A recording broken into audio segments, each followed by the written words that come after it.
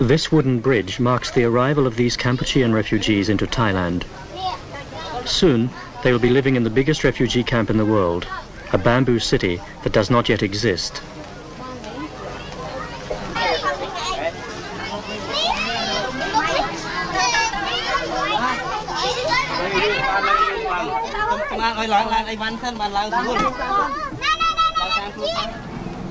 Less than an hour away by bus, Khao Dang camp offers a temporary refuge from the continuing conflict along the Kampuchean border.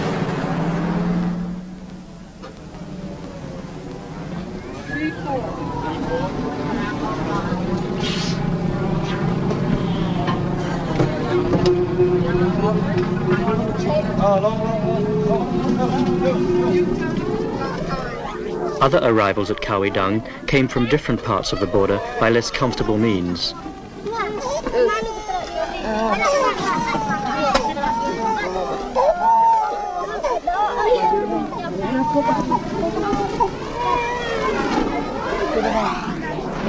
On arrival, every man, woman and child was given a brief medical inspection by a team of doctors and nurses from the International Red Cross. The more serious cases were taken directly to the recently assembled hospital wards for specialist treatment, but for most of the refugees, it was merely a puzzling introduction to their new home.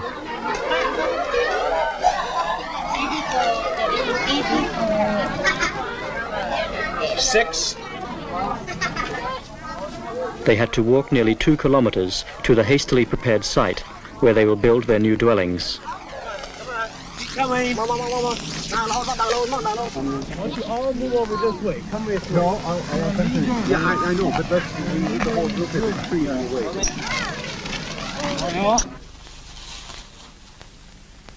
This is what Khao Dang looked like about 3 days after it began. On the 4th day, the Khmers started to arrive here.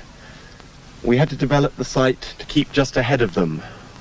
We'd come here and been shown a piece of pretty desolate hillside and told that it would be necessary to move up to 200,000 people here. Initially we expected arrivals might be up to 10,000-15,000 a day. In fact, they were never more than 7,000 or 8,000. To meet that, though, it meant we had to develop the camp section by section to try and keep just a day or so ahead of the arrivals. In consequence, we put in the basic infrastructure, the roads, the water tanks and the toilets. And by day 4, when the first refugees arrived, we had prepared the first section. The groups of 100 separated into smaller sections for distribution of bamboo and plastic. The Office of the United Nations High Commissioner for Refugees created the basic infrastructure of the camp, but all of the really time-consuming work was done by the refugees themselves.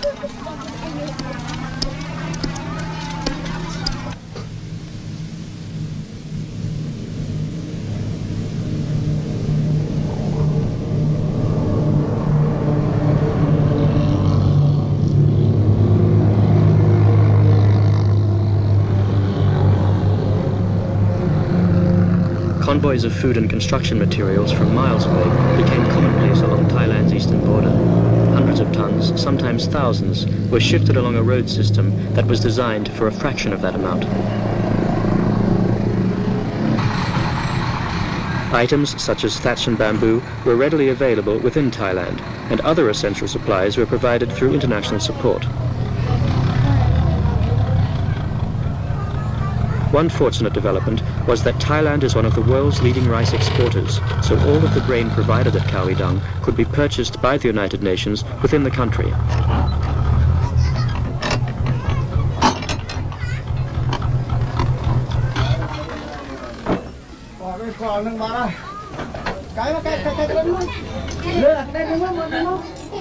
A Khmer family could survive for more than a month just from one of these 100-kilogram sacks of rice.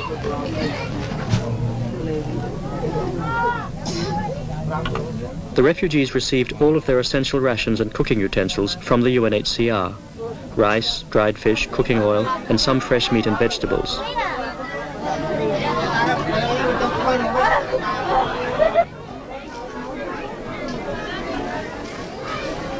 All of the supplementary feeding in Khao Dang was supervised by the voluntary agency CARE. More than 20,000 people in the camp received hot meals twice a day. and after 2 months of this extra diet, the health improvements amongst the refugees were quite visible.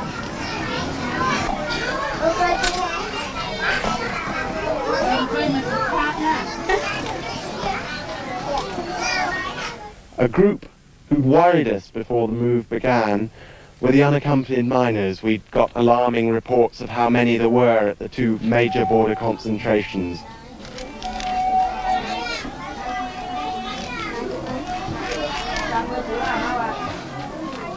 There were more than 1,000 unaccompanied children in the camp. A special effort was made to register each one and take down all of their particulars and what they could recall of their previous lives. A tracing program enabled officials to reunite some of the children with parents and relatives, but for others, no such happy ending was possible.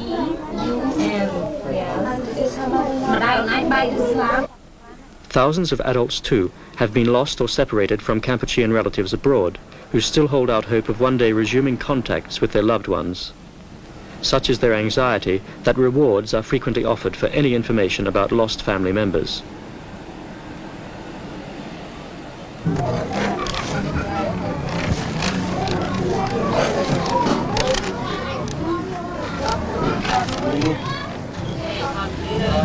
There was a constant flow of letters and telegrams between Khao and the rest of the world, with the International Red Cross acting as the post office.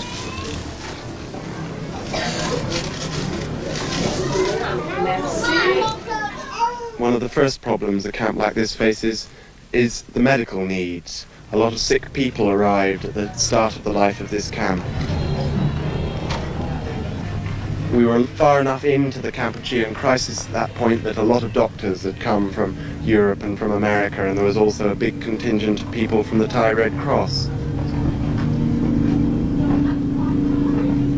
There have been a few minor outbursts of sickness. We've lost a few people through measles because we didn't have enough measles vaccine to start with to inject all the young children. There have been a few cases of meningitis. Again, we've managed to stop that spreading, but always in crowded conditions like this, you live with the possibility of a major outbreak of some contagious disease. The improved diet and attention from hundreds of doctors and nurses transformed the people's lives in a matter of weeks. There were always more births and deaths, and within a short period, the death rate fell to only 2 or 3 a day. There was now a positive climate where previously there had been anxiety and uncertainty. Kampuchean artists and teachers were responsible for devising a complete range of textbooks for the tens of thousands of children in the camp, most of whom had not attended regular classes for at least 5 years. More than 300 primary and secondary school teachers formed the backbone of the educational system in the camp.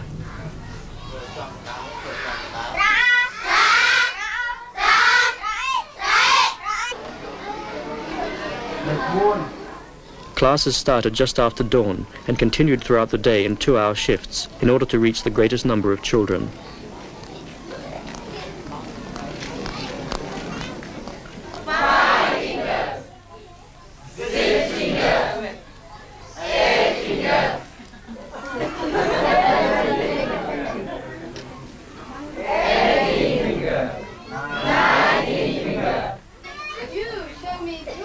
Not only the children are willing pupils. In their spare time between classes, the Kampuchean teachers reverse roles and become English language students. Show me your ears.